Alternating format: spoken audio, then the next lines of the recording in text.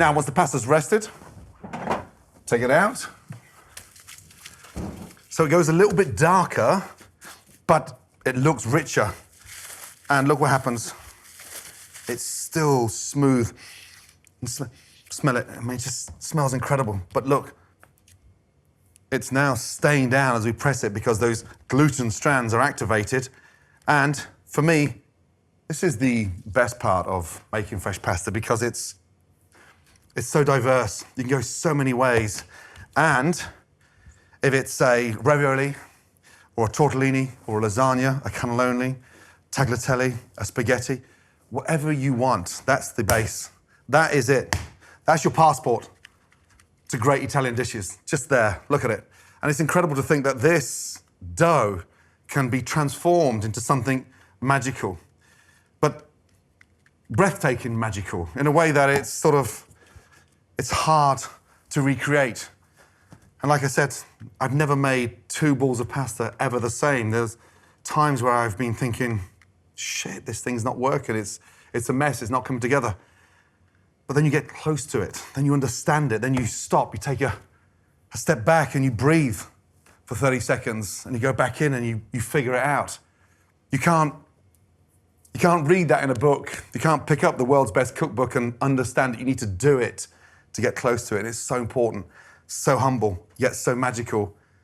And the amount of times I've seen customers' faces light up with this incredible ravioli, it's breathtaking, almost in an unselfish way, because you work endlessly to perfect that ravioli, and then you see this thing that's transforming people's minds.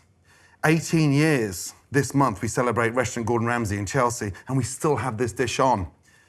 Everybody keeps on saying that, why aren't you changing it? Well, we're not going to change it because it's iconic. It feels a bit weird saying that with your own dish, but it's a dish that people travel thousands of miles to come and eat. And it's a dish that we perfect to a standard that is relentless. Day in, day out, we hit that same standard. Crucial. Now we're going to start rolling. Before it goes into the machine, we're going to manipulate it with a little dowel. If you haven't got a dowel, then use a rolling pin. But first, lightly flour everything. Your hands, the surface, the board. And that protects the pasta, so it helps you get it longer. And also, be careful. You can always add flour, but you can never take it away. So just be very, very disciplined. But this is the journey now. We're going to start this incredible journey of stretching this pasta out. However, it's all about the discipline and the understanding.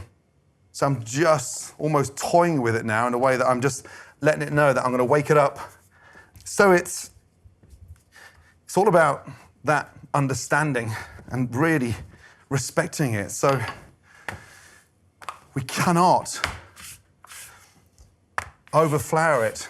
Too much flour in there now literally destroys it. Okay, it dries out the pasta. I look at the width of my pasta machine and I look at the width of where we're going. Marble, cold tops, cold surfaces, granite, beautiful, because it works beautifully with the pasta. I can't take that any further. Okay, I'm sort of maxed out with my rolling pin. So lightly flour that pasta and then look, roll it out to the thickness of your machine. This is a little domestic, incredible machine, cheap, but they are so versatile. Lightly dust your machine, okay? Never wash this machine, by the way. If you wash this machine, you're in trouble because it's bad for the pasta inside. So lightly flour everything. Every time we use these things, you lightly flour it. That stops the pasta from sticking together. Look at the width of the pasta and look at the width of the machine. So remember, there's your variance. You can't go over that. So we're fine. Rolling this out now like this eases up the pressure of the machine. So on a nice long sort of, stretch, rolling out. But get used to sort of rolling it because it doesn't look that difficult now, but trust me, in a couple of minutes, it will. So position yourself up in a way that you set yourself up for success. We lightly flour everything, the machine, the board, and your hands, and the back of your hands, because we're going to be rolling the pasta through the back of our hands. Now, let's start off at the highest setting, okay? So push that down, through, and then literally halfway through, pull it out. Now, I like to go through the machine twice, 3 times first, just on the first setting. That starts to sort of let the pasta know, hey, I'm gonna get you super thin. So, now, every time you go in there, aerate it, okay? Aerate the pasta. Why? Because it's making it so much more pliable. Again, back in. Catch it early, and then I want this nice smooth texture each and every time. Now I'm ready to start stretching her, but flour everything. I cannot tell you the importance. It's only flour. It can disappear easily. Keep everything floured. That way, as we're rolling the pasta, it's getting wetter and wetter, and if you flour the surface, it stops it from sticking, so it's really important, okay? That every time you flour, pull out, and then up and back in. Again, look, we haven't even gone down yet in our gradient. We haven't started getting this thing thinner. This is just naturally happening. So from there, one more time through, and then we'll be ready to start cranking it nice and thin. Catch it early. Back out.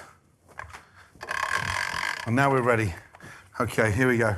So I position it in a way that I fold it nicely first. So fold it, fold it, fold it, fold it. And then I go back and I come down. So the setting's on 1 now, okay? Lightly floured. I told you every time you flour that thing and it stops it from sticking. Back in. 10 turns, catch. 10 turns, catch. And we fold it this side. And now look what's happening. It's gone up. Again, we've only just started the journey. And this is beautiful because it's just that harmony between you and the machine and manipulating it in a way that you're getting the best out of your pasta and you're taking it to almost like a transparent sheet. Now, again, back of the hand, up, and lay it out. So we're gonna roll this so thin, almost like tracing paper, because it's the perfect way to start forming an amazing ravioli. And if your lobster is part cooked, then your pasta needs to be really thin. And that's the magic.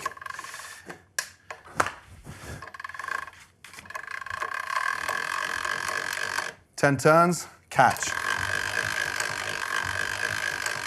10 turns, catch. So you keep the thickness of the pasta to the filling. So if your filling is part cooked, then your pasta can be super thin. If your filling is raw, then your pasta has to stay nice and thick. But it's so much more skillful to put a ravioli together with transparent pasta. I like having the lobster cooked and those sheets of pasta really nice and thin so you can actually see the ingredients running through. I got taught that way in London, I got taught that way in Paris, and I got taught that way in Italy because it's just 2 sheets of pasta that's encapsulating that magical moment or that burst of flavor in the center. Now, you can see what's happening now. Pull through, catch it, really important, and fold. We're folding both sides here. Now, we're only halfway, we're on number 5. We've got 5 more to go, and look. So, through. Just aerating the pasta now and making sure that it doesn't stick. And literally not over dousing it in flour so it dries out. Fold, fold, fold. Each time keeping it nice and smooth. I'm gonna go through number 5 twice. Why? Because I want that smoothness. I don't want any wrinkles in my pasta whatsoever. Catch it, through and fold. Now, this is where it starts to get busy. Down to number 6. And look, one more. And I may need to call my assistant, who's always in the back doing emails or messing around on Tinder. So, here we go. One more time. See how thin it is now. That's way too thick for a ravioli. Even if my filling is raw, it's still too thick. It needs to be wafer thin. Right, down to number 7. Here we go. Catch. Now you can see it. Almost you can see the marble through that. Love it when those shards of light from that bright white marble come through. And now look. Now, it smells rich. The pasta looks expensive, but more importantly, it's absolutely pliable. I'll take it out in the middle there, up, and then we are literally on the home straight. Now, flour the hands, the surface, and lift this gigantic snake up. Look at that. Up she goes. Up she goes. Now that's got to be about 12, 13 feet.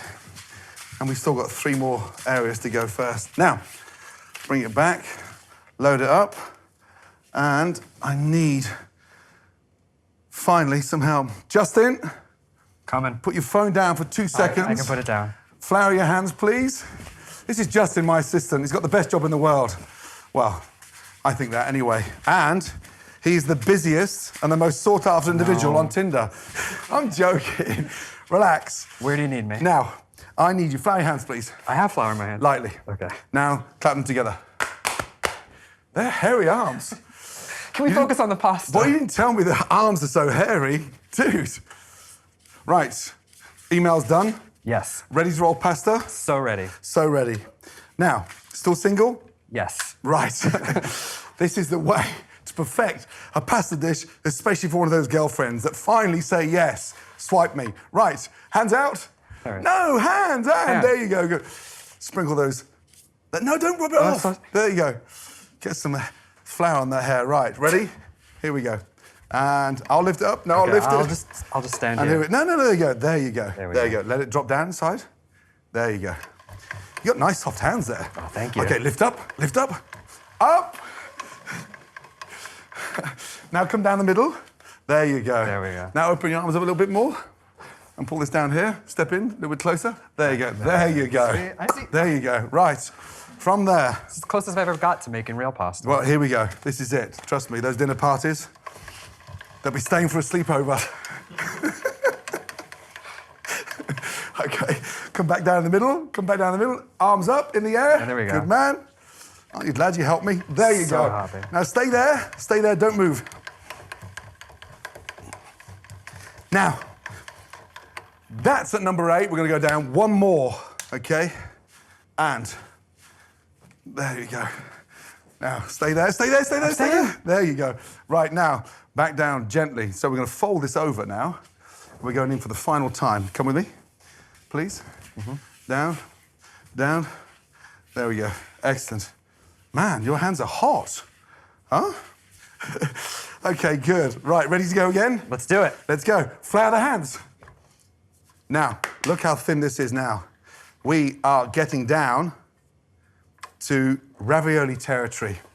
And this is where it's almost like you can see through it. I can literally see my fingers running through there. And that gives me an indication that we're ready. The lobster's cooked. So all we're doing now is just focusing on cooking the pasta. There's not a ripple in my sheet of pasta, and it's running smooth all the way. Nothing's buckled. And we come out. So there you go. There we go. Arms up.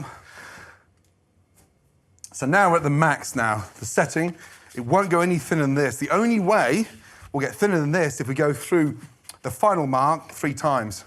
Making raviolis for Marco in the early days at Harvey's, we had to go through 3 times. Incredible. And then it was just almost transparent. But, step down please, just. There you go. Good. Open the arms up. There we go. And now, look where we are. For one tiny ball of pasta, we've got meters and meters of luxuriousness that, I said to you earlier, holds that incredible yield. And there, step down please, just. Arms in the air. Don't worry, I'll swipe for you. Up in the air, and there you go. Now, that is how you roll pasta. And look, straight back down. We'll fold, and then we'll gently fold now. Step down towards me, please, just. And then, there. So just, all you need to invest in now for that next dinner party is a pasta machine and a bottle of wine. Okay. And that's how you roll pasta. Goodbye.